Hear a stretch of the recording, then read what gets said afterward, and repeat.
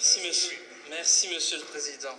Monsieur le Secrétaire d'État, le gouvernement a donc décidé d'octroyer chaque année jusqu'en 2020 20 millions d'euros. Alors 20 millions d'euros, ça semble bizarre, mais c'est plus de 800 millions d'anciens francs belges, c'est important de le rappeler. Cet argent est destiné aux compagnies aériennes via des réductions de charges patronales. Et donc en 7 ans, si on fait ce calcul, ce sera ainsi plus de 5,6 milliards d'anciens francs belges qui bénéficieront en majeure partie à Brussels Airlines, sans vouloir réduire l'importance de TNT, de Jet Air ou de Thomas Cook.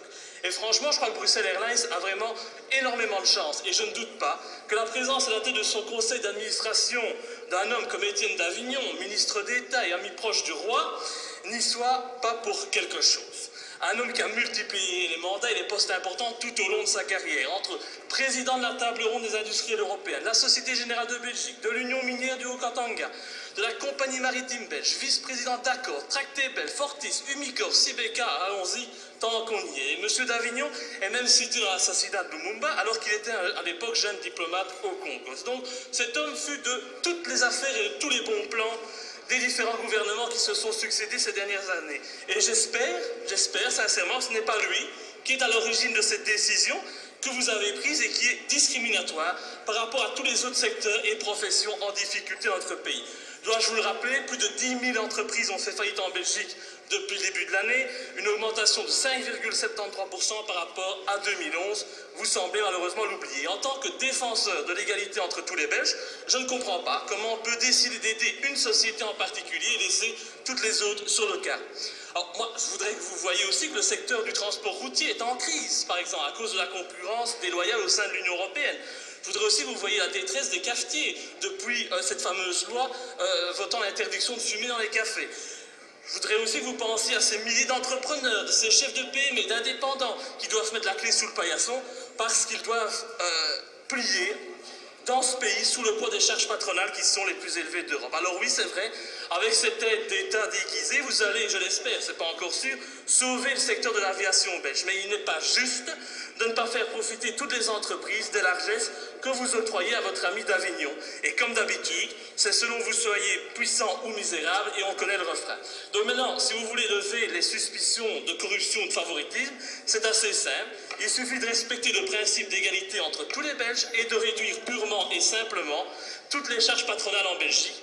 Ne serait-ce pas plus juste, Monsieur le Secrétaire d'État? Merci, c'était une interpellation au secrétaire d'État, pas M. d'Avignon. Voilà, M. Wolans, meneer Wolans.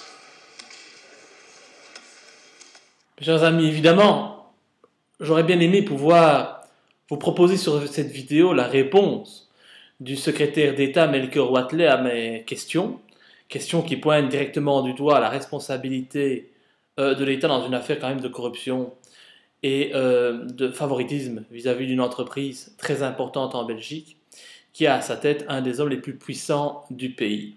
Malheureusement, même si le secrétaire d'État a répondu aux questions des autres intervenants néerlandophones, il n'a pas daigné répondre à ma question, il ne l'a même pas évoquée.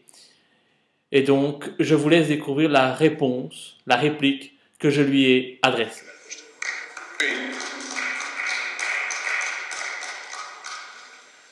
Monsieur le secrétaire d'État, je comprends que vous préférez ne pas répondre à mes questions qui sont certainement trop dérangeantes et vous mettent mal à l'aise. Mais si je vous comprends bien, eh bien vous tentez en fait de répondre à un système injuste de concurrence déloyale à l'intérieur de l'Union européenne en imaginant un autre système qui lui est injuste et qui crée une inégalité entre les entreprises au sein même de la Belgique.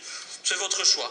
Et au final, ça ne profite qu'à quelques sociétés, en particulier à Brussels Airlines, dont le président du conseil d'administration n'est qu'un des amis du système corrompu que vous défendez avec de telles mesures. Et il est vraiment temps qu'on fasse le ménage dans ce pays, car sans cela, nous allons droit dans le mur. Et les petits ne cessent d'être toujours les victimes de vos politiques.